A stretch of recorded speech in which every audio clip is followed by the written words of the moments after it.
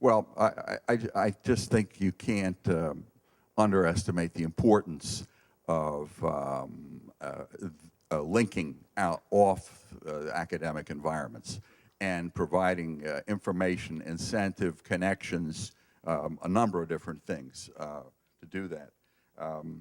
The other is you're talking about the series, the seminar series, the proposed seminar series. Just a couple of thoughts on that starting in September. And one of that is that,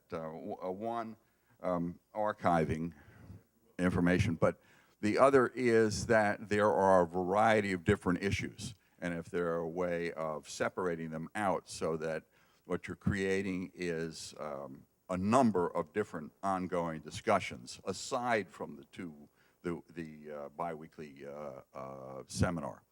So what you've done is you've connected people around specific issues and continue to connect them. And they have the email addresses, they have the contact information, and they're working independently about what's new in terms of climate change effects, what's new in campus greening, what's new in various different areas. With respect to the overall program, as a policy program, I guess my concern about the plan is that I feel like a big part of our role needs to be helping to provide information and guidance. And when I envision setting up these linkages with Congress people and getting students to talk, I want to feel like that there's actually some useful information going out there. It's not it's not enough to just open up the link.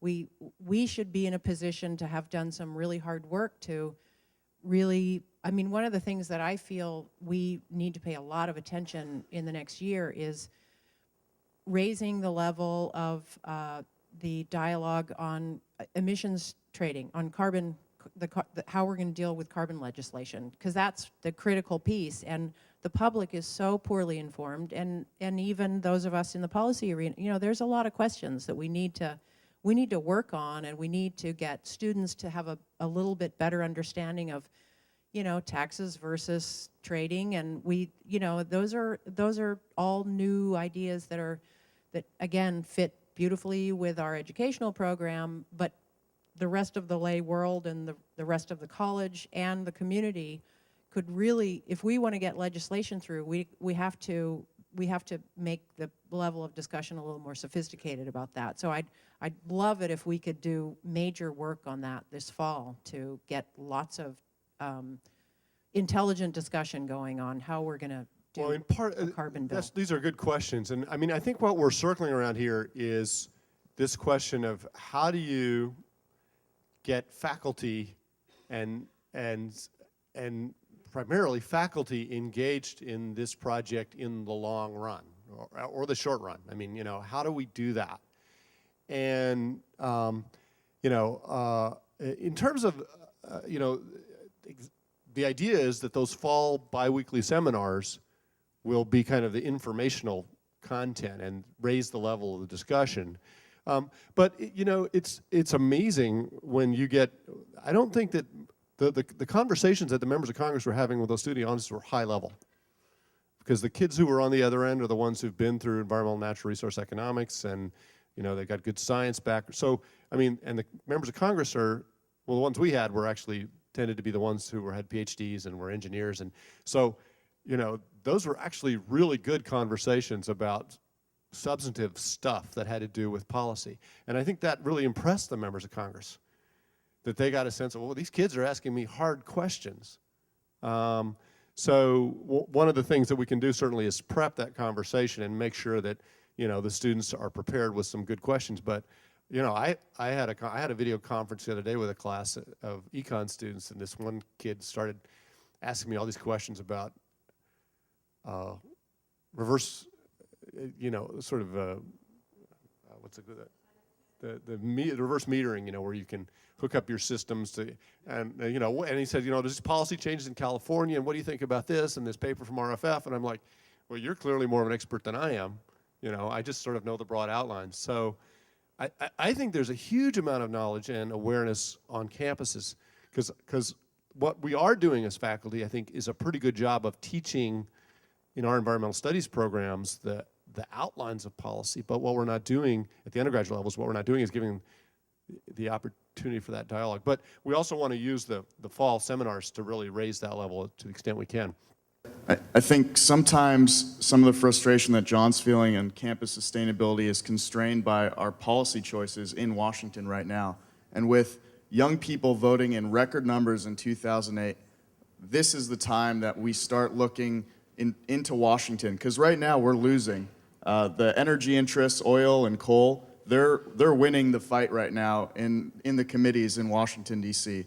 And so we need to mobilize our students to get active in the political arena this fall, or else we're going to lose. And that's the big fight right now. And once we pass policy, you know, the campus stuff will come easier with subsidies for clean energy and for investment. And so, I mean, that's the critical piece, I think, for this fall, is engaging students in the policy and engaging faculty with students in the policy. Well, I mean, that's a very good segue to the way I wanted to wrap this up. I mean, you know, I think that as educators, we need to think about what's going on in campus, and the campus sustainability movement is actually quite strong, and it's grown pretty powerful. But the motivation for my own work and the National Teach-In Network has always been sort of this window of political opportunity and creating change in Washington. So that's the reason that I've been working so hard to, in my own work to mobilize people. There's a lot of other important goals out there, and the fight is absolutely not over after 2010. That's really when it begins. I mean, we decide whether we're going to do this or not as a nation, and then we dig in. In the same way that, the struggle against racism and segregation did not end with the passage of the Civil Rights Movement, Civil Rights Act, but that was the culminating demand of the movement, and then it became a social project. And so, the unique goal of the National Teach-In Network has been to try and figure out how to harness a lot of goodwill and support, as you say, among faculty to engage students in this direction and then actually get them to do it and to take ownership of it. And so that really is what we have to figure out is, how can we get the, and admittedly they're at the apex of that triangle, but it's the group that we have access to.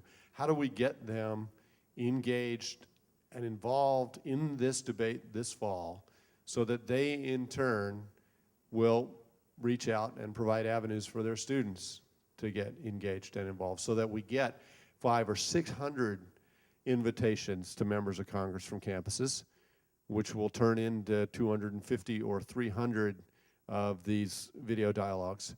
How do we get people supporting students to do video projects with internships and whatnot, to produce a good minute long, or help coordinate a follow-up phone call with an environmental liaison in Congress? How do we push that kind of stuff out, and what are the strategies?